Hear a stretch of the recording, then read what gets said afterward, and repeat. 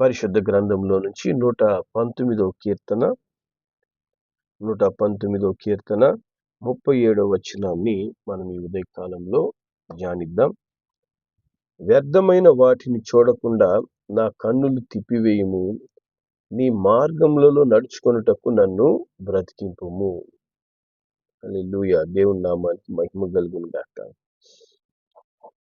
దేవుని వాక్యంలో ప్రభు ఇక్కడ మనతో సెలవిస్తున్నాడు. దేవుని మార్గంలో నడిచేందుకు మనము ఈ లోకంలో బ్రతకాలి. మనం బ్రతికే ఈ కొద్ది కాలం, కొద్ది జీవితము శ్రేష్టమైన బ్రతుకుగా మార్చుకోవాలని దేవుని ఆశయం ఉంది. ఈ కొద్ది కాలం మన రక్షణ పొందుకొని ప్రభువును అనుసరించి ఈ కొద్ది కాలము వ్యర్థమైన వాటితో మన జీవితాన్ని అపవిత్రపరచుకోకూడదు. వ్యర్థమైన వాటితో మన సమయాన్ని కాలయాపన చేయకూడదు. వ్యర్థమైన వాటిని చూడకుండా నా కన్నులు తిప్పివేయి అని దావీదు భక్తుడు ఇక్కడ కోరుకుంటున్నాడు. వ్యర్థమైన వాటిని చూడకుండా మరి ఆ కన్నులను ఎందుకు తిప్పివేయమంటున్నాడు? మరి మన యొక్క కన్నులు దేన్నైతే అధికముగా చూస్తామో, అధికంగా ఆలోచిస్తామో అది మన హృదయాన్ని పరిపాలిస్తుంది. ఎందుకంటే మనం కన్నుకు మన హృదయానికి కనెక్షన్ ఉంటుంది. మనము ఏది చూస్తామో అది ఒక దృశ్యముగా మారుతుంది. దేవుని వాక్యంలో మరి సామెతల గ్రంథం 4వ అధ్యాయం 21వ వచనము మనం చదివితే 21, 22 వచనాలు, నీ కన్నుల ఎదుటి నుంచి వాటిని పోనీయకుము, నీ హృదయమందు వాటిని భద్రం చేసుకొనుము, దొరికిన వారికి అవి జీవము, సర్వ శరీరమునకు ఆరోగ్యాన్ని ఇస్తాయి అని దేవుని వాక్యం చెప్తుంది. కన్నుల ఎదుటి నుంచి ఏమి తొలగించుకోకూడదంట? 20వ వచనం చెప్తుంది, నా కుమారుడా నా మాటలు ఆలకింపు, వాక్యములకు చెవియొగ్గు అంటున్నాడు. హల్లెలూయా. కాబట్టి ఎప్పుడైతే దేవుని వాక్యమును మనము ధ్యానిస్తామో, దేవుని వాక్యమును మన కన్నుల ఎదుట ఉంచుకొని ఉంటామో, అది మన శరీరానికి ఆరోగ్యాన్ని, మన శరీరానికి జీవాన్ని కలగజేస్తాయి. అలాగే వ్యర్థమైన వాటిని మనం చూస్తే ఏం జరుగుతుంది? వ్యర్థమైన వాటి పట్ల మన యొక్క ఆలోచనలు వెళ్తే ఏం జరుగుతుంది? దేవుని వాక్యంలో మనం గమనిస్తే మరి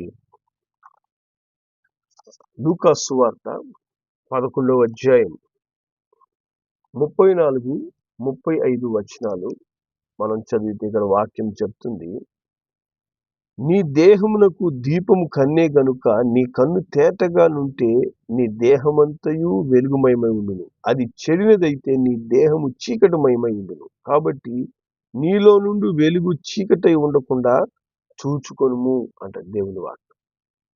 ఎప్పుడైతే వ్యర్థమైన వాటిని మనము చూస్తూ ఉంటామో, వ్యర్థమైన వాటి కొరకు మనం ఆలోచిస్తూ ఉంటామో, అది మన దేహంలో ఉన్నటువంటి వెలుగును, లేదా మన దేహం వెలిగింపచేసే ఈ కన్ను, మన దేహమునకు దీపమైన ఈ కన్ను చెడు కన్నుగా మారి వ్యర్థమైన వాటిని చూచుట చేత మన శరీరం అంతటిని చీకటిమయంగా మార్చివేస్తుంది. మన శరీరము జీవపు వెలుగుగా ఉండాల్సినటువంటి ఈ శరీరము, జీవాధిపతి అయినటువంటి యేసయ్యను అనుసరించాల్సినటువంటి ఈ శరీరము, మరి ఆ కన్నులు వ్యర్థమైన వాటిని చూచుట చేత చీకటిమయంగా మారిపోద్దని దేవుని వాక్యం చెప్తుంది. అందుకే అనేకుల జీవితాలు మనం గమనిస్తే వ్యర్థమైన వాటిని చూచే కొలది వాళ్ళ హృదయములు ఎట్టవుతాయి? చీకటిగా మారిపోతాయి. వాళ్ళ హృదయాలు చీకటి క్రియల మీద దృష్టి పెరుగుతుంది. మరి పాపము మానలేని కన్నులుగా వారి కన్నులు మారిపోతాయి. దేవుని బిడ్డలైన మనము ఈ ఉదయ కాలంలో వేటిని చూస్తూ ఉన్నాం? వేటిని మనము చూచుటకు సమయాన్ని వృధా చేస్తూ ఉన్నాం? మన సమయమును దేవుడు మనల్ని పరిశుద్ధపరుచుకునేందుకు ఇచ్చాడని, దేవుడు మనల్ని మనం సరిచేసుకొని మనం ప్రభు వెంట నడిచే ఈ యొక్క మార్గమందు, రక్షణ మార్గమందు మనల్ని మనము ఎప్పటికప్పుడు సరిచేసుకుంటూ నడవాలని ప్రభు కోరుకుంటున్నాడు. హల్లెలూయా. దేవుని నామానికి మహిమ కలుగును గాక. ఎప్పుడైతే నీవు నీ కన్నులెదుట దేవుని వాక్యాన్ని ఉంచుకుంటావో, దేవుని వాక్యాన్ని నువ్వు ధ్యానిస్తూ ఉంటావో, దేవుని వాక్యము చూసేందుకు నీ కన్నులు సిద్ధపడతాయో, అది నీ సర్వ శరీరాన్ని ఆరోగ్యకరంగా మారుస్తుంది. నీ సర్వ శరీరాన్ని వెలుగుమయంగా మారుస్తుంది. హల్లెలూయా.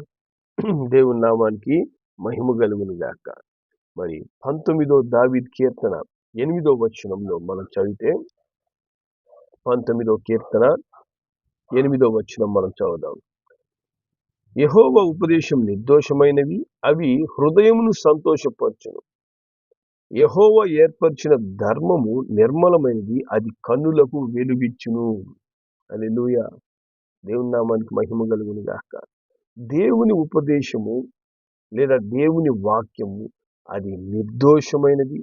అంటే మనము దేవుని వాక్యము ధ్యానించే కొలది లేదా దేవుని వాక్యాన్ని మనం చదివే కొలది మనలో ఉన్నటువంటి దోషమంతటిని కడిగి వేయగలిగినటువంటి శక్తి దేవుని వాక్యానికి ఉంది. ఆ వాక్యము మనలోనికి వెళ్ళి సజీవమైనదై మన శరీరం అంతటికి ఆరోగ్యాన్ని కలుగజేస్తుంది.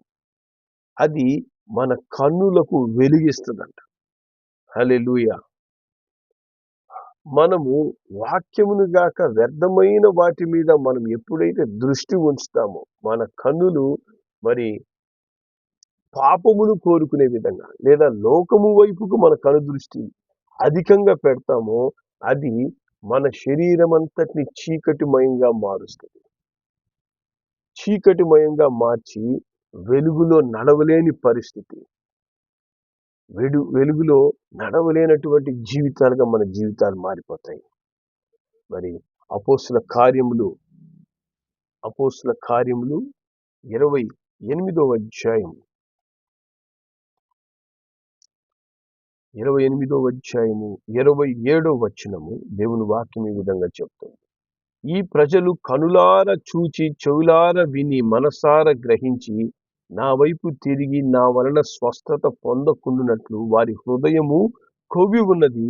వారు చెవులతో మందముగా విని కనులను మూసుకొని ఉన్నారు.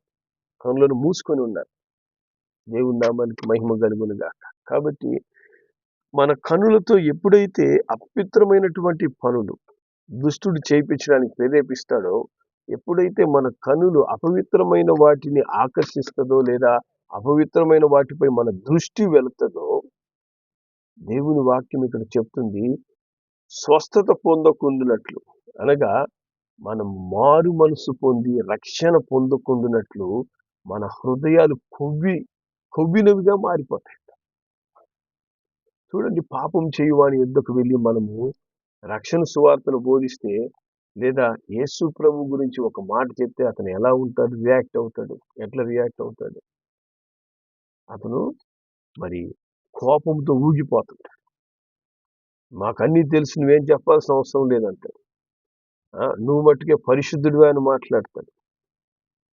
పలు విధాలుగా మరి వ్యతిరేకమైనటువంటి మాటలతో దూషిస్తారు.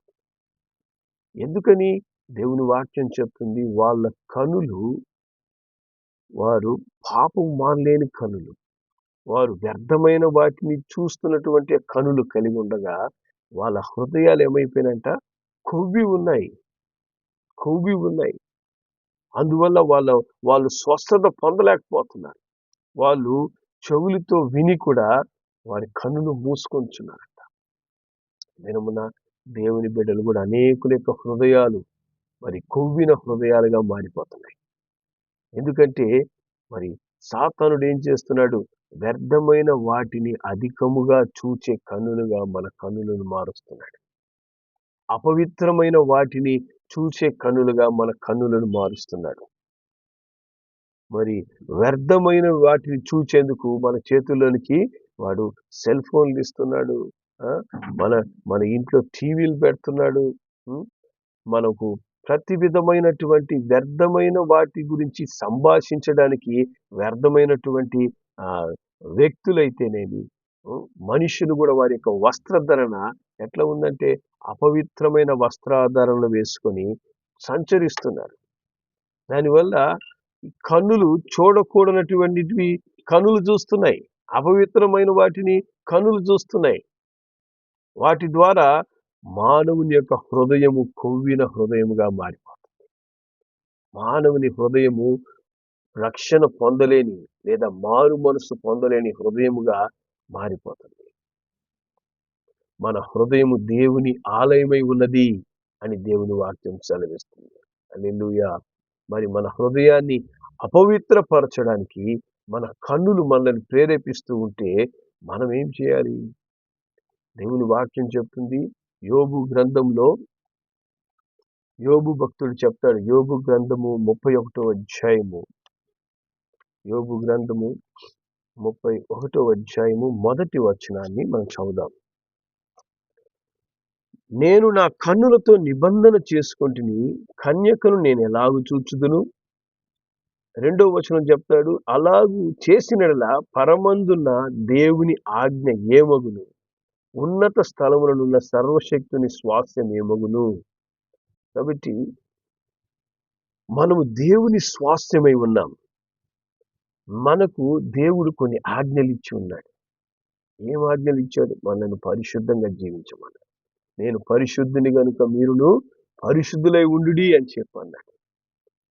మనల్ని పరిశుద్ధపరచుటకు ఆయన తన స్వరక్తమును కార్చి, ఆయన రక్తముతో మనల్ని కడిగి మనం నిర్దోషులుగా చేసి ఉన్నాడు. మరి అట్టి పరిశుద్ధమైన దేవుని అనుసరిస్తూ ఉండగా మనల్ని అపవిత్రపరచాలని దుష్టుడు మనల్ని ప్రేరేపిస్తున్నప్పుడు మనం ఏం చేయాలంట? మొట్టమొదట మన కనులతో నిబంధన చేసుకోవాలి.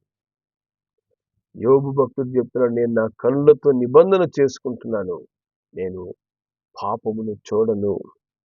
హల్లెలూయా. దేవుని నామానికి మహిమ కలుగును గాక. నీ కనులతో నువ్వు నిబంధన చేసుకుంటున్నావా? నీ కనులు ఏమి చూపిస్తున్నాయి? నీ కనులు ఏమి చూస్తుందో అది మన హృదయంలో స్థిరపడుతుంది. అది మన హృదయాన్ని చీకటిగా మార్చివేసి ఉంటుంది, లేదా వెలుగుగా మార్చివేసి ఉంటుంది. సో నీ హృదయము బట్టి మన నోరు మాట్లాడుతుందంట. కాబట్టి మన హృదయం వెలుగుమయంగా ఉంటే మన నోటిలో జీవపు మాటలు, జీవపు ఆలోచనలు బయటికి వస్తాయి. మన హృదయము చీకటిమయంగా ఉంది అంటే, మన హృదయము పాపముతో నింపబడి ఉన్నాయంటే, హృదయములో నుంచి అపవిత్రమైనటువంటి ఆలోచనలు, మాటలు బయటికి వస్తాయి. అందుకే మరి సామెతల గ్రంథము 4వ అధ్యాయంలో మనం ఇందాక చదివిన మాటలు మరొకసారి చదివితే, 4వ అధ్యాయం 20వ వచనం నుంచి, నా కుమారుడా నా మాటలు ఆలకింపు, నా వాక్యములకు చెవియొగ్గు, నీ కనుల ఎదుట నుండి వాటిని తొలగిపోనీయకుము, నీ హృదయమందు వాటిని భద్రం చేసుకో. దొరికిన వారికి అవి జీవము, సర్వ శరీరానికి ఆరోగ్యాన్ని ఇస్తాయి. హల్లెలూయా. నీ హృదయములో నుండి జీవధారలు బయలుదేరును కాబట్టి అన్నిటికంటే ముఖ్యంగా నీ హృదయాన్ని భద్రంగా కాపాడుకో. హల్లెలూయా. మన హృదయంలో నుంచే జీవధారలు ప్రవహిస్తాయి. మన హృదయం దేవుని ఆలయం కనుక జీవాధిపతి అయిన యేసు మన హృదయంలో నివసిస్తాడు ఆత్మరూపిగా. మరి అట్టి హృదయమును అపవిత్రపరిచే దేనిని మనము చూడక, మనము దేవుని వాక్యమును మనం అధికముగా ధ్యానించేవారిగా ఉండాలి. దేవుని వాక్యమును చదవడానికి మన కనులు ఇష్టపడాలి. అప్పుడు అది ఆ వాక్యం మన హృదయంలో భద్రపరచబడుతుంది, మన హృదయంలో చేరుతుంది. అప్పుడు మన హృదయంలో దేవుని వాక్యం ఉన్నప్పుడు ఏ విధమైనటువంటి చెడు తలంపులు మనలోకి వస్తున్నా కూడా దేవుని వాక్యం మన హృదయంలో నుంచి బయటికి వచ్చి మనను కంట్రోల్ చేస్తుంది, మనకు ఉపదేశిస్తుంది, మనల్ని బలపరిచి ఆ వాక్యానుసారంగా జీవించేందుకు మనకు సహాయం చేస్తుంది. అప్పుడు ఈ సర్వ శరీరము ఎలా ఉంటుందంట? ఆరోగ్యంగా ఉంటుందంట. హల్లెలూయా! జీవపు వెలుగుతో నింపబడి ఉంటుందంట. హల్లెలూయా! అందుకనేసే మన హృదయాన్ని మనం ఏం చేయాలి? చాలా జాగ్రత్తగా కాపాడుకోవాలి. అన్నిటికంటే ముఖ్యంగా నీ హృదయాన్ని కాపాడుకో అని దేవుని వాక్యం చెప్తుంది. హల్లెలూయా! దేన్ని నువ్వు కాపాడుకుంటున్నావో లేదో మొదట నీ హృదయము జాగ్రత్తగా పరిశుద్ధంగా నువ్వు కాపాడుకుంటున్నావా? లేదా అపవిత్రపరచబడ్డానికి నీ హృదయాన్ని అప్పగిస్తుకుంటున్నావా? మనకు స్వాతంత్రం ఉందని చెప్పి మన కళ్ళుతో అన్నిటిని మనం చూడడం ప్రారంభించామంటే మన శరీరము అపవిత్రపరచబడుతుంది. మరి ప్రసంగి గ్రంథములోకి మనం వెళ్తే ప్రసంగి గ్రంథం 1వ అధ్యాయం 8వ వచనంలో దేవుని వాక్యము ఈ విధంగా చెప్తుంది. ఎడతెరిపి లేకుండా సమస్తము జరుగుచున్నది, మనుషులు దాన్ని వివరింపజాలరు. చూచుట చేత కన్ను తృప్తి పొందకున్నది, వినుట చేత చెవికి తృప్తి కలుగుటలేదు. కాబట్టి మానవుడు ఎట్లయిపోయినాడంటే చూచుట చేత తృప్తి పొందలేకపోతున్నాడు. మరి పాపములు చూసే కొలది, అపవిత్రతను చూసే కొలది వాడికి తృప్తి కలగడం లేదు. ఇంకా తన జీవితాన్ని పాడు చేసుకుంటున్నాడు. ఇంకా పాపముతో తన జీవితాన్ని, తన హృదయాన్ని అపవిత్రపరుచుకుంటున్నాడు. తృప్తి అనేది కలగడం లేదంట మానవుని.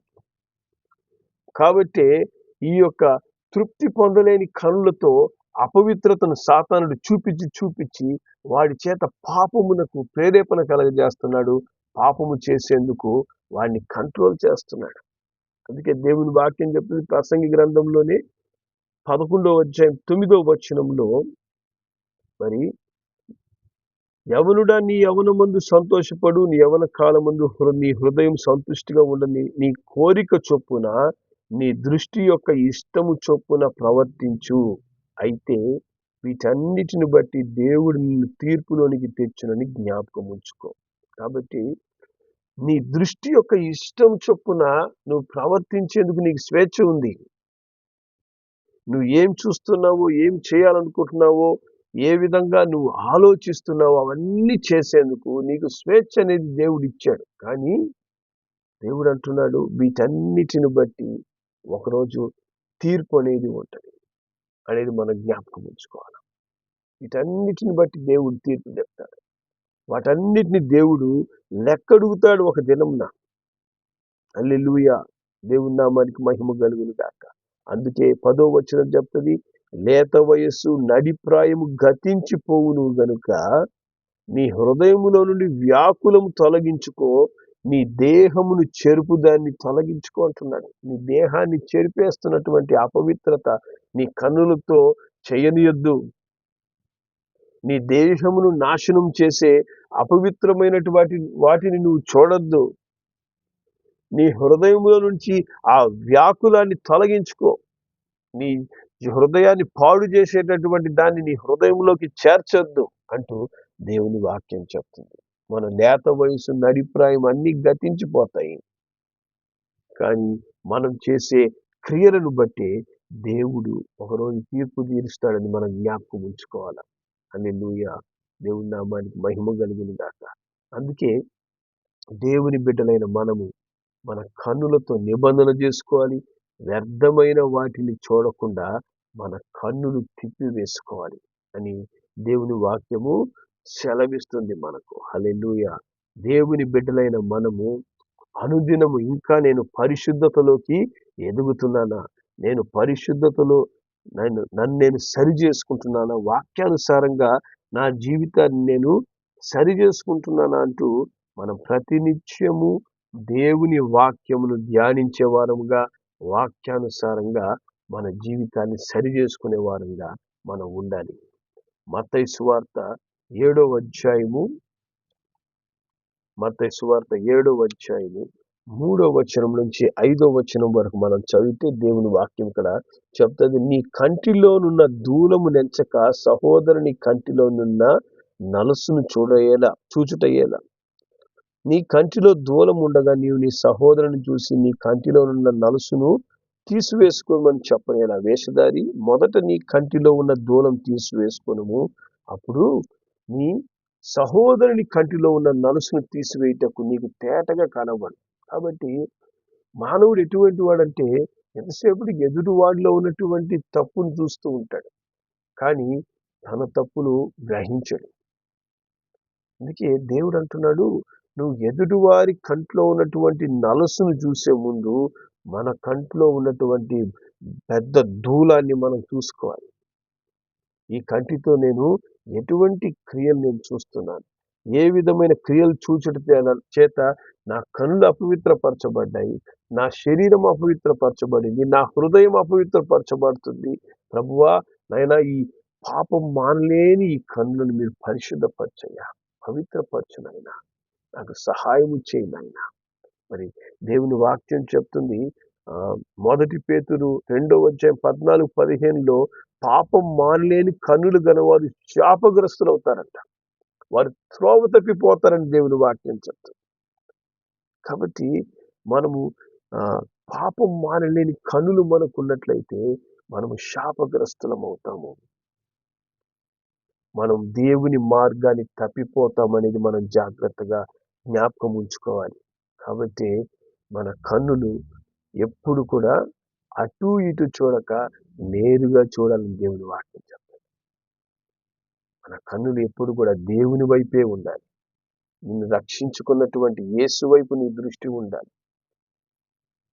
నువ్వు ఎప్పుడు కూడా నీ పాత జీవితాన్ని, వెనక జీవితం వైపు నువ్వు ఆలోచనలు పెట్టుకొనక యేసు వైపు, ముందున్న వాటి కొరకు వేగిరపడుచు యేసు వైపు చూస్తూ నువ్వు ఎప్పుడైతే నీ పరుగు పందెంలో నువ్వు పరిగెడతావో అప్పుడు నువ్వు బహుమానం పొందుకుంటావు, నిత్య జీవం అనేటువంటి శ్రేష్టమైన ఆశీర్వాదాన్ని పొందుకుంటావు. కానీ నువ్వు వెనక్కి తిరిగి చూచువాడిగా, మరి వెనకున్న వాటిని ఆలోచించేవాడిగా మనం ఉన్నట్లయితే మన జీవితాన్ని మనమే నాశనం చేసుకున్నాం. ప్రభు ఇచ్చినటువంటి ఈ శ్రేష్టమైనటువంటి జీవితాన్ని మనమే దుర్వినియోగం చేసుకుంటూ ఉంటాం. కాబట్టి ఈరోజు మన కన్నులు ఎలా ఉన్నాయి? మన కళ్ళుల్లో దూలాలు ఉన్నాయా? మన కళ్ళుల్లో నలుసులు ఉన్నాయా? లేదా మన కన్నుల గురించి మనం అస్సలు పట్టించుకోవడం లేదా? దానికి ఫ్రీడమ్ ఇచ్చేసి ఏదైనా చూడు అని మన కన్నుల్ని అన్ని చూడడానికి వదిలేస్తున్నామా? వాటితో మన హృదయం మలినమైందా? మన శరీరము అపవిత్రపరచబడుతుందా? వాన్ని మనం సరి చేసుకుంటాం. ప్రభువుకి మన యొక్క శరీరంను అప్పగిద్దాం. ఈ శరీరము దేవుని ఆలయం కాబట్టి ఈ శరీరాన్ని మనం పరిశుద్ధంగా ఉంచుకోవడానికి ప్రభు కృపను పొందుకుందాం. ప్రార్థన చేద్దాం. ప్రేమగల మా యేసయ్య, నీకు వందనాలు, స్తోత్రములు చెల్లిస్తున్నాం నైనా. దుష్టుడినైనా మానవుని యొక్క జీవితాన్ని అపవిత్రపరచడానికి తండ్రి మానవుని యొక్క కన్నుని టార్గెట్ చేసి ఆ కంటి ద్వారానైనా ప్రతి అపవిత్రతను తన హృదయంలోకి చేరుస్తున్నాడు తండ్రి. దాని ద్వారా తన శరీరాన్ని అపవిత్రపరిచి పాపపు సంఖ్యలతో నైనా బంధిస్తున్నాడు ఆయన. దేవాన్ని కృప దయచేసి మా కన్నులను నైనా పాపము చూడకుండా, వ్యర్థమైన వాటిని చూడకుండా అయినా పరిశుద్ధం వైపు తిప్పివేయినైనా తండ్రి. నీ వాక్యము ధ్యానించడం ద్వారా మా సర్వ శరీరాన్ని నైనా మేము పరిశుద్ధపరచుకోవడం మాకు నేర్పించండి. అయినా మా హృదయంలో నైనా ఉన్నటువంటి అపవిత్రతను తొలగించే రీతిగా నీ వాక్యములనైనా మా హృదయంలో ఉంచుకున్నటకు నేర్పించండి. అయినా తండ్రి, ఏ అపవిత్రత చూడకుండా నైనా మా కళ్ళతో నిబంధన చేసుకునేందుకు మాకు సహాయం చేయండి. మీరిచ్చిన పరిశుద్ధ జీవితాన్ని బట్టి ఎల్లప్పుడూ నీకు లోబడి యేసయ్య నీ వెంట నడిచే కృపను మమ్మల్ని బలపరచమని యేసు నామములో ప్రార్థిస్తున్నాం తండ్రి. ఆమేన్.